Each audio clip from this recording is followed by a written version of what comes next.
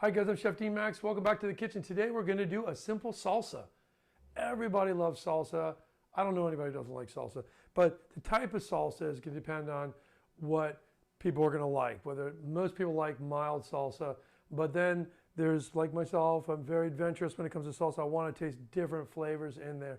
So you can do this as simple or as complicated as you'd like. So I'm going to teach you all about it. Stay with me. Click subscribe if you're not doing that already. Give me a thumbs up if you like this video and ring that bell and I'll send you more stuff I have coming up. So see you back.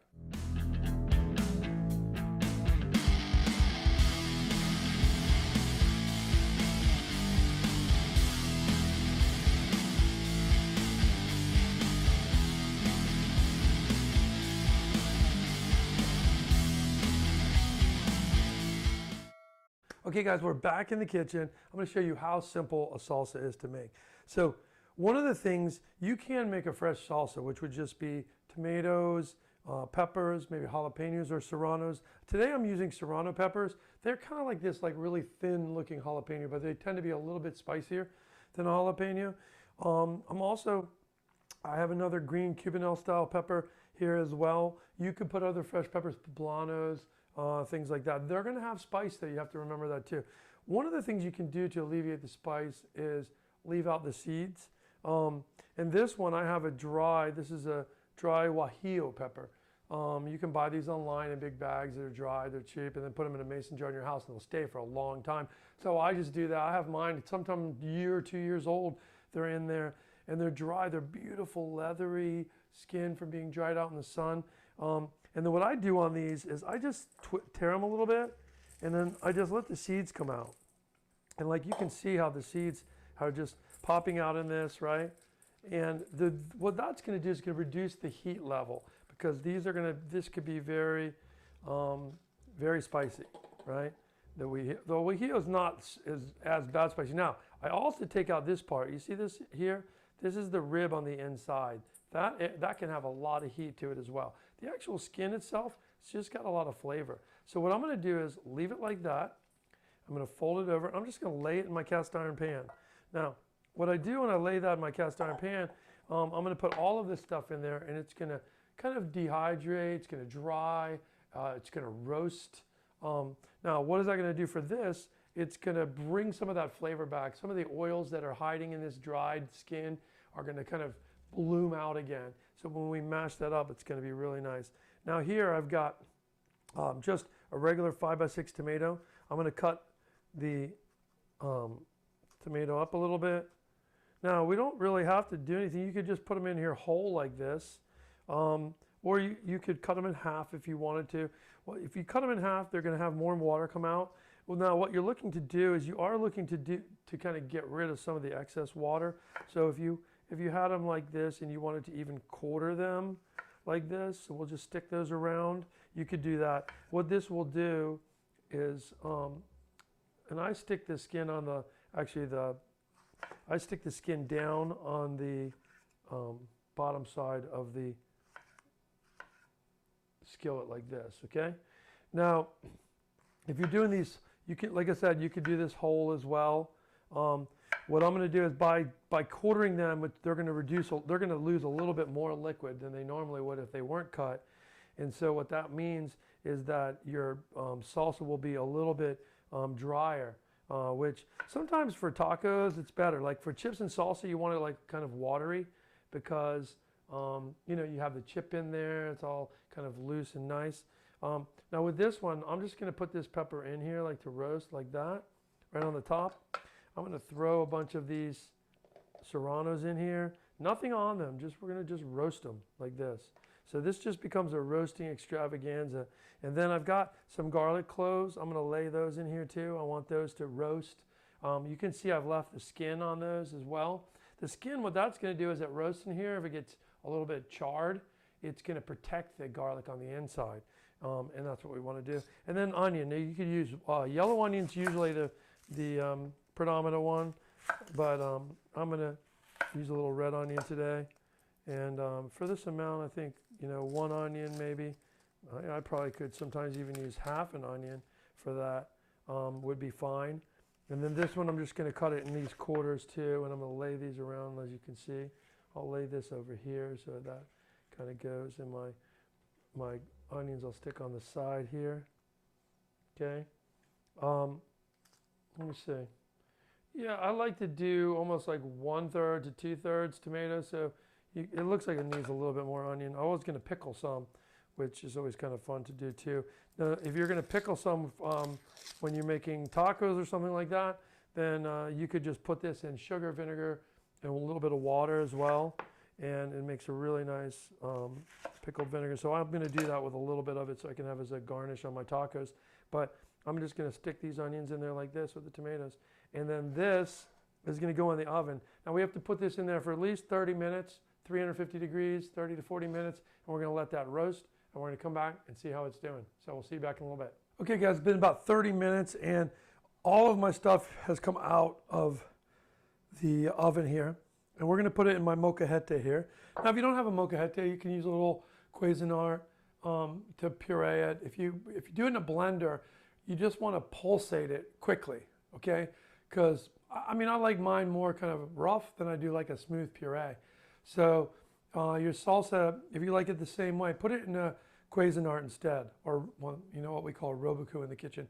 It's kind of your round spinning blade. A lot of times you guys have little chopper ones. You can just do batches of it.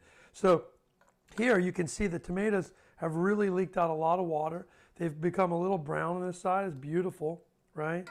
And then the onions too have also kind of browned up a little bit. The garlic here, I'm going to pull to the side because I need to peel the skin off of those. And then here I took the one dried piece of chili that was there, and it just got more dry. It got more like, you can hear it, like you can see it like this. Look, see? It's like very papery. And what's going to happen is when I add it to these wet ingredients, the moisture in those wet ingredients are going to help it come to life. But what I want to do right now is kind of just break up this really papery skin of this Guajillo chili, right? It almost becomes like a dust, if you will. So if you didn't have this, you could add a little bit of Guajillo chili powder in there at the end when you're putting it in with your stuff. Some people put cumin in. Sometimes I do, sometimes I don't. But at this point, I want to put my powder in there. Okay. And then I'm going to stick my garlic cloves. You can see these are nicely roasted. Look at the color on those. Beautiful, right? They're not going to have that sharp taste if you put raw garlic in. It's going to be a really sharp garlicky flavor in your salsa, and you don't want that. You want this. This is like roasted garlic. Look at that. Beautiful, right? I'm going to put one more of these in like this. Now what I do at this point is I'll start to grind it a little bit so we can get it ground up without filling the whole thing up too much. There we go. There's our garlic. So then now we're just going to smash these down, smash the onions down a little bit.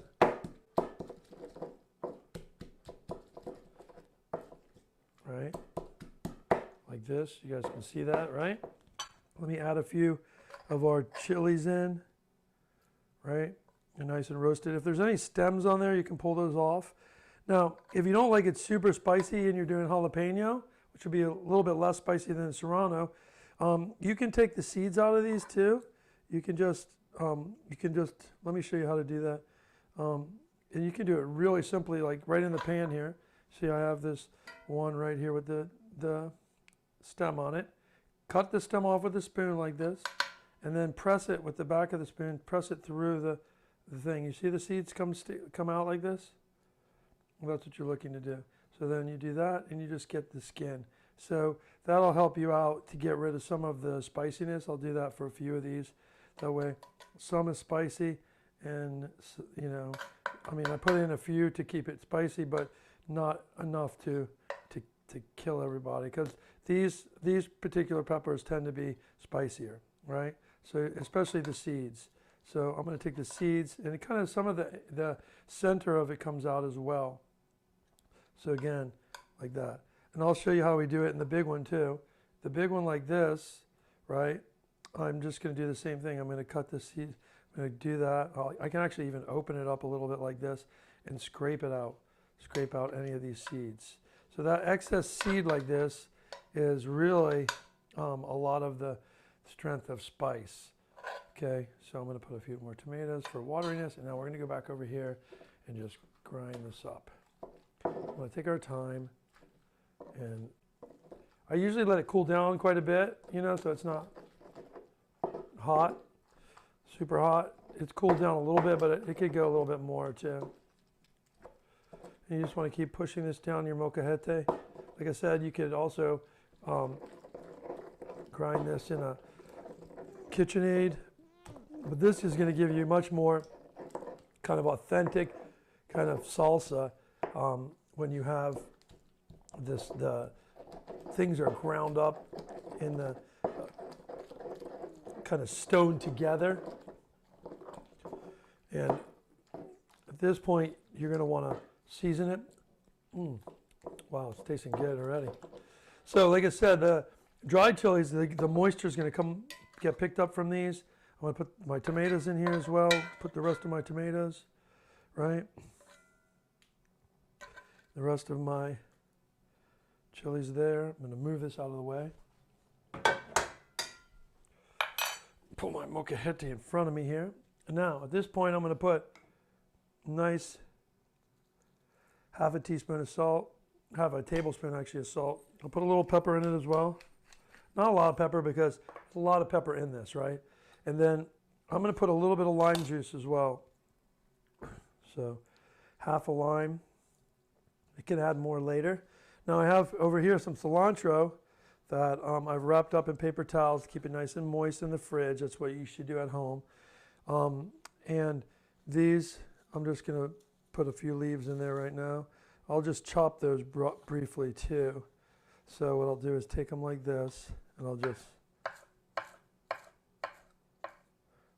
chop it up like this, and I'm going to put that in there, and I'll mix all this together. Now this just becomes just a big mixing show here.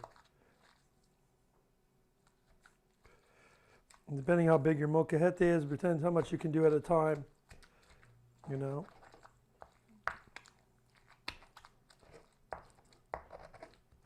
See, and then you have some stuff chunky in the back like this, that you have some stuff that's chunky in the back. You work that towards the front like this, and you always kind of scrape along the stone and muddle it like this. It's going to muddle everything up nicely. It's going to muddle up your onion, your garlic, everything in there together, your chilies. So this will take a little while. I'm going to mess this up for about 5 or 10 more minutes, and we'll be right back. Okay, so we're back. You can see, take a look at this, puree. You really, let me show you best, probably show you right on I'm going to taste it at this point, actually. It's really muddled down nice.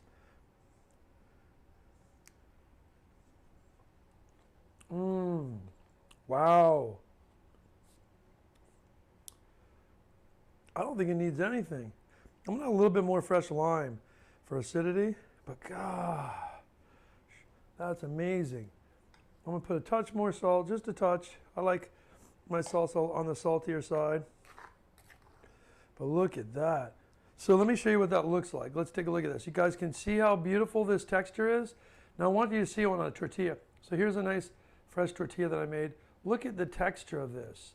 You got all the colors in there, the dark richness. When you add that dry chili, what that does, gives you this darker. And when you cook them in the oven, it dehydrates everything a little bit, makes them more intense in flavor. And look at that. Look at the color. It's beautiful.